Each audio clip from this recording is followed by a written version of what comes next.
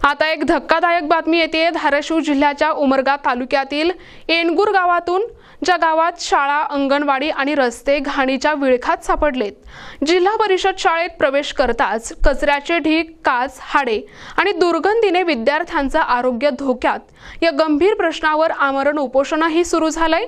पाहुयात NTV news मराठीचा हा विशेष रिपोर्ट।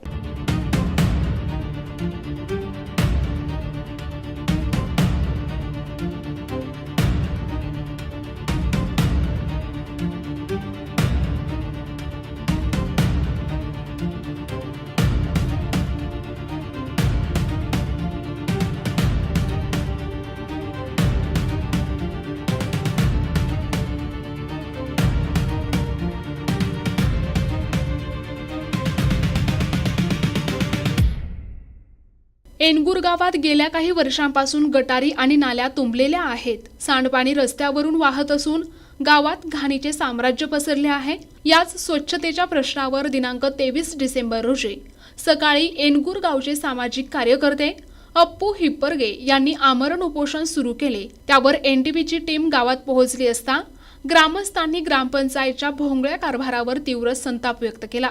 इथं नाली वगैरे स्वच्छतेचं काम होतं का गावामध्ये?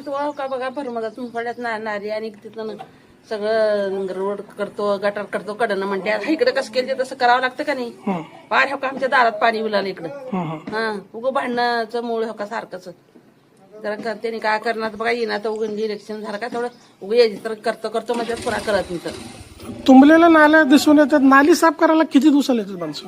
कुठं महिन्यात 2 महिन्याला ते बी सांगून सगळ्याच्या घरात पाणी शिरलेलं आहे। सगळे हमीच काय करतात तिथं सगळेजण ज्याची त्यांनी करत नाही तर तुम्ही ग्रामपंचायत मध्ये काय अडचणी मांडत नाही? मग जाऊन सांगला म्हणतात बघायला सुद्धा येत नाही त्यांनी साधं। घनगाच्या कचऱ्यासाठी 10 ते 15 लाख रुपये खर्च दाखवले, पण त्याचे एकही हे नाही डस्टबिन देते। मग कचरा असं रोडवर टाकतात का? तेच तुम्हाला दाखवायचं याच्या कशासाठी केलंय ते खर्चासाठी केलेला आहे, पण त्याच्यावर कोणीच लक्ष देत नाही। मग हे तक्रार तुम्ही ग्रामपंचायतला दिलं का? सतत केलेत, कंटिन्यू करतच आहे अजून। सरपंच पतीला मी 10 वेळा सांगितलंय की बाबा हे गटर अशी खराब झाली आहे, हे गटर व्यवस्थित करून घ्या। पाठवतो म्हणून एखादाही पाठवले नाहीत त्यांनी। किती दिवसापासून त्याला सांगता तुम्ही हे अडचण? 1-2 वर्ष झाले सांगतोय मी, वारंवार मी विचारपूस करून सुद्धा गाडी त्यांनी पाठवत नाहीत। आता किती दिवसाला येत गाडीच येत नाही। 2 महिने झाले कचरा गाडी इथं गटारच निघाला गेली। तुमचा कर्मचारी येतोय, दुपारपर्यंत करतो, दुपार निघून जातो, परत येतच नाही। किती दिवसाला एकदा कचरा काढण्यासाठी? दिवसाला नाही, वर्षातून एकदा झालेला आहे आता। साहेब काय नेमकं काय झालं? काय या गटरच नीट करणं चालतंय काय नाही? कसं हे घाण हे कसं लेकरं कसं घेऊन राहावं आम्ही घरात? समजा पाणी येऊ लागलं गटरीचं मध्ये हे मग असं घाण ठेवल्यावर मग आमच्या लेकरं ते आजारी पडणार का नाही? मग कोण येतच नाही ग्रामपंचायत, कितीदा जायचं कितीदा यायचं ग्रामपंचायत 10दा जाऊन सांगून आलं तर कोण येत नाही नीट करायला गटर। याच अडचण आहे आमची, अजून काय अडचण नाही। रोड ते करावं, गटर करावं। तुमलं पांढरं आमच्या घराने शिरते पाणी आणि किडे होते तर मध्ये बुचबुच आळ्या किडे असं वास होते पाण्याचा। त्या हे किती दिवसापासून आहे? आता 4 वर्ष झाला आता हे असंच आहे। तुम्ही ग्रामपंचायत मध्ये सांगत नाही का?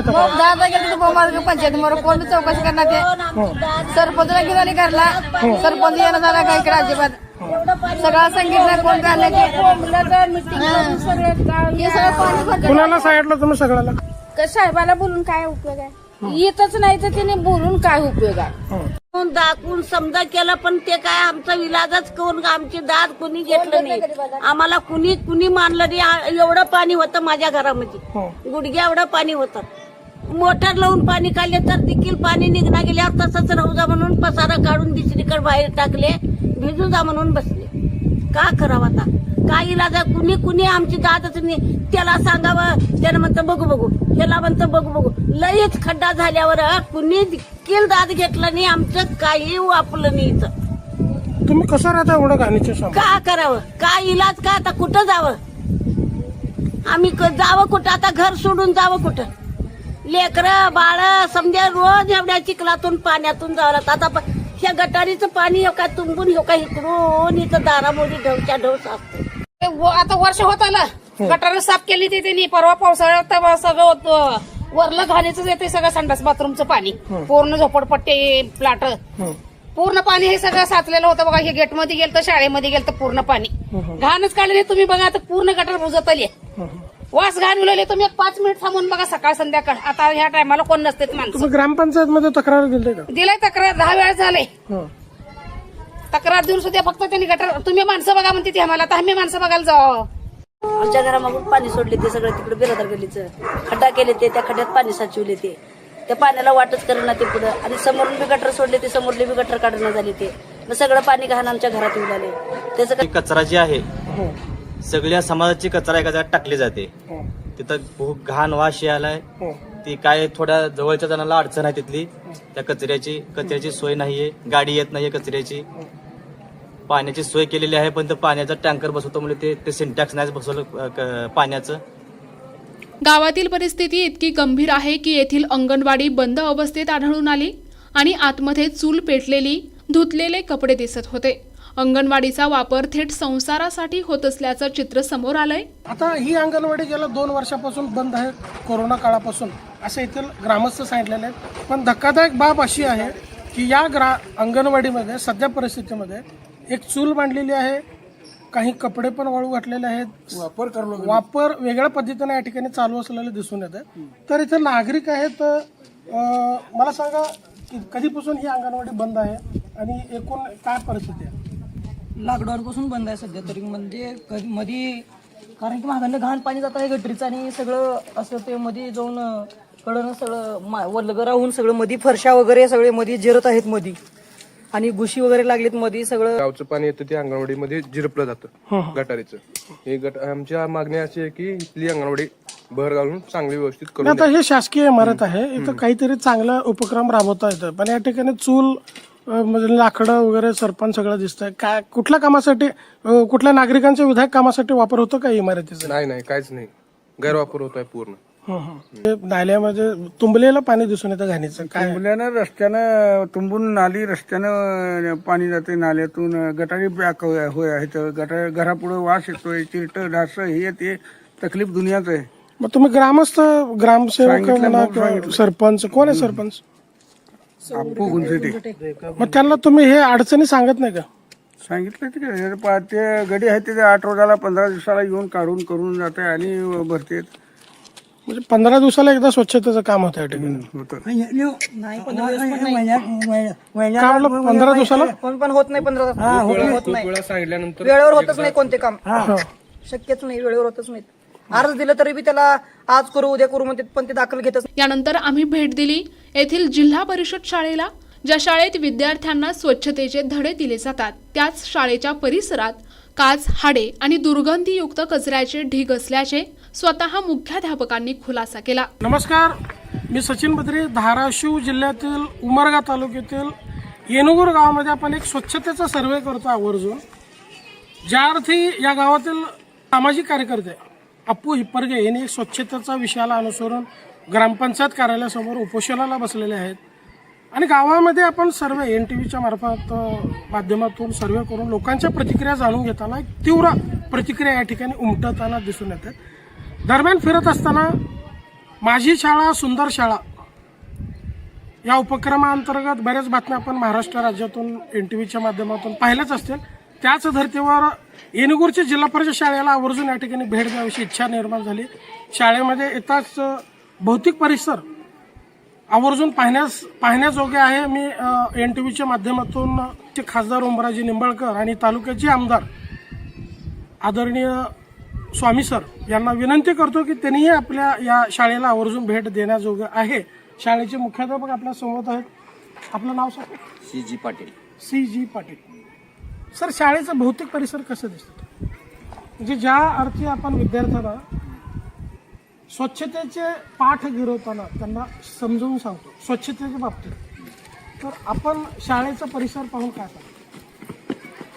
शाळेचा परिसर म्हणजे दररोज आम्ही नेहमी स्वच्छ करतोच, पण आजूबाजूला वस्ती असल्यामुळं, घरं भरपूर असल्यामुळं या आजूबाजूच्या वस्तीतली लोक शाळे परिसरामध्ये घाण करत आहेत. वर्षातून 2 वेळा आम्ही JCB लावून हा कचरा बाजूला हटवतोय. बघा ते इथं टाकतच राहतात, आम्ही हटवतच राहतो, अशी अवस्था इथली आहे. म्हणजे या ठिकाणी एक आवर्जून मुद्दा सांगायचा विषय काय सरांनी बोलले की वर्षातून 2दा जीसीपी लावून कचरा उचलण्या इतपत कचरा तयार होतो इथं. जीसीपी लावून हा खूप महत्वाचा मुद्दा आहे. सर सहजासहजी आपण पाहतो, मी लहान असताना माझ्या जिल्हा परिषद शाळेमध्ये स्वच्छतेचे पाठ नुसतं गिरवत नव्हतो आम्ही, म्हणजे आमच्या शिक्षणाच्या माध्यमातून, तर आम्हाला ते प्रॅक्टिकली शिकवलं जायचं. कागदाचा तुकडा किंवा एखादा काडी जरी पडली ग्राउंडवर तर ते आम्हाला प्रॅक्टिकली उचलायला लावायचे. म्हणजे दररोज आमच्या शाळेमध्ये स्वच्छता राहायची, निसर्गरम्य वातावरण, झाडी. याला अनुसरून तुम्ही असं जनजागृती वगैरे काय केलं नाही का शाळेत किंवा तुमच्या गावामध्ये परिसरात? जनजागृती आम्ही दररोज करतोय. दररोज परिपाठामध्ये आमचं स्वच्छता असते. पण इथं स्वच्छता करणं म्हणजे ते काचा, काटा, हाडं टाकलेले असतात. त्यामुळं मुलं किंवा गुरुजी हे उचलू शकत नाही. मी असं बोलत नाही की विद्यार्थ्याला ह्या काळामध्ये विद्यार्थ्याला उचलायला, तुम्ही त्या पद्धतीने उपाययोजना काय आम्ही केलात? उपाययोजना केल्यात. शालेय परिसरामध्ये 3 कर्मचारी आहेत, स्वच्छ ठेवण्याचा प्रयत्न करतात. पण इकडे ही बाजूला आजूबाजूची वस्तीतली माणसं टाकत असल्यामुळं ही अस्वच्छता दिसून येत आहे.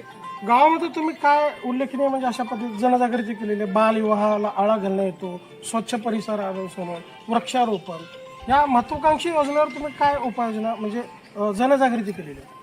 आता प्रत्येक राष्ट्रीय सणाला 26 जानेवारी, 15 ऑगस्ट, महाराष्ट्र दिन, 1 मे महाराष्ट्र दिन या दिवशी आम्ही किंवा इतर दिवशी आरोग्याचे हे करतोय, म्हणजे प्रभात फेऱ्या काढतोय. त्याच्यामधून बालविवाह आरोग्याला कसं घातक आहे याची माहिती देतोय. तरी काय फरक पडला नाही, त्याच्यावर परिणाम झालेला आहे. बालविवाह सर कमी समोर झालेले दिसतं आहेत. ना बालविवाह समोर? बालविवाह स्वच्छता तर समोर स्वच्छतेचं हे उदाहरण म्हणजे कसं आहे, आजूबाजूला वस्ती असल्यामुळे टाकतात. पण पूर्वी भरपूर होतं, पण आता प्रमाण कमी झालेलं आहे. यापेक्षा दुरुस्ती व्हावी अशी एक अपेक्षा. इतका कचरा साचतो की वर्षातून 2 वेळा जेसीबीच्या सहाय्याने कचरा काढावा लागतो, असं मुख्याध्यापक यांनी सांगितलं. एकीकडे स्वच्छ भारत अभियान आणि दुसरीकडे एनगूर गावातील शाळा, अंगणवाडी आणि रस्त्यांवरील घाण. आता या आमरण उपोषणानंतर प्रशासन जागं होणार का, हा प्रश्न मात्र अनुत्तरित आहे. विद्यार्थ्यांच्या आरोग्याशी खेळ करणाऱ्या या प्रकाराची प्रशासनाने तात्काळ दखल घ्यावी, अशी मागणी आता ग्रामस्थांकडून होत आहे. थोडं माझ्याकडे इकडं कॅमेरामॅनला विनंती करतो की तुम्ही हा जो परिसर पाहता, ही शाळा आहे, एनगूरची जिल्हा परिषद शाळा आहे. मुख्याध्यापकांच्या मते पूर्वी ह्याहीपेक्षा जास्त ढिगारे होते कचऱ्याचे, आता कमी झालं. हा मुद्दा पहिला. दुसरा, सरांनी बोलल्याप्रमाणे 2 वर्षाला एकदा जीसीपी लावून इथं कचरा काढला जातो. म्हणजे इतपत ढीग वर्षातून 2 वेळा जीसीपी लावून कचरा काढला जातो. म्हणजे एवढ्या मोठ्या प्रमाणामध्ये कचरा या ठिकाणी साठला जातो, ती म्हणजे एनगूर जिल्हा परिषद शाळा.